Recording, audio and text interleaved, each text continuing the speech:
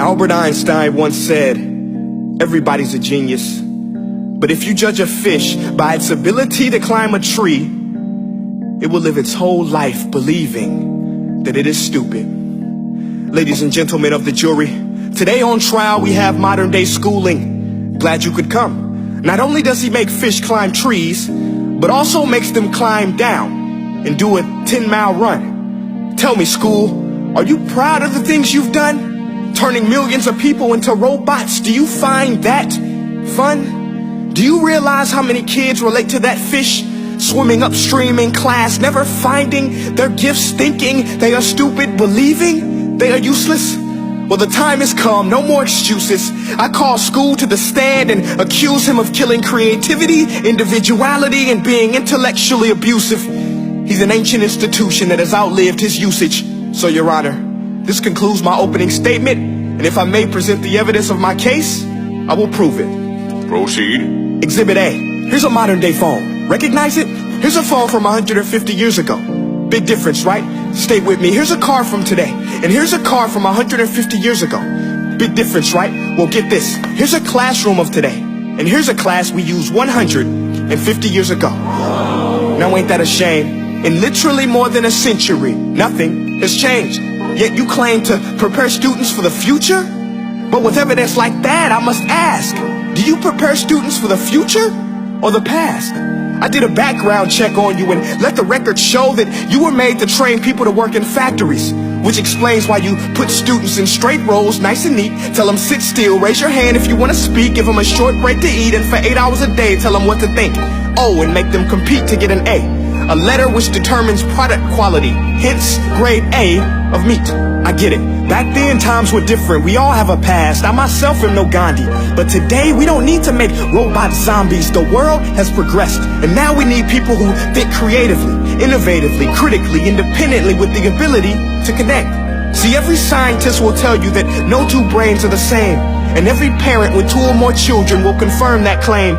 So please explain why you treat students like cookie cutter frames or snapback hats, giving them this one-size-fits-all crap. Watch your language. Sorry, Your Honor, but if a doctor prescribed the exact same medicine to all of his patients, the results will be tragic. So many people will get sick, yet when it comes to school, this is exactly what happens. This educational malpractice, where one teacher stands in front of 20 kids, each one having different strengths, different needs, different gifts, different dreams, and you teach the same thing the same way? That's horrific.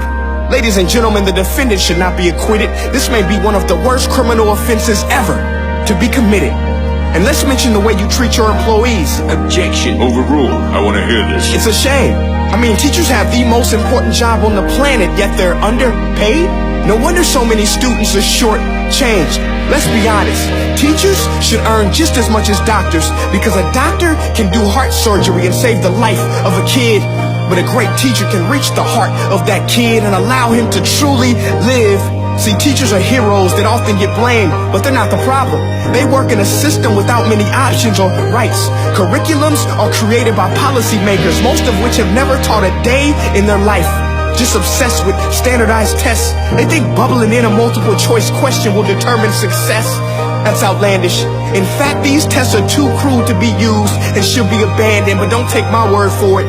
Take Frederick J. Kelly, the man who invented standardized testing, who said, and I quote, "These tests are too crude to be used and should be abandoned." Ladies and gentlemen of the jury, if we continue down this road, the results will be lethal.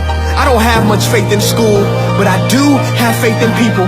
And if we can customize healthcare, cars, and Facebook pages, then it is our duty to do the same for education, to upgrade it, change it, do away with school spirit, because that's useless. Unless we're working to bring the spirit out of each and every student, that should be our task.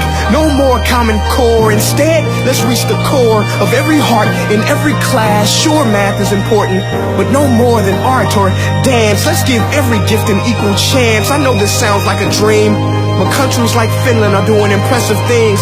They have shorter school days. Teachers make a decent wage. Homework is non-existent, and they focus on collaboration instead of competition. But here's the kicker, boys and girls.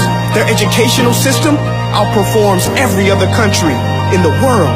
Other places like Singapore are succeeding rapidly. Schools like Montessori, programs like Khan Academy. There is no single solution, but let's get moving. Because while students may be 20% of our population, they are 100% of our future. So let's attend to their dreams, and there's no telling what we can achieve. This is a world in which I believe, a world where fish are no longer forced to climb trees. I rest my case.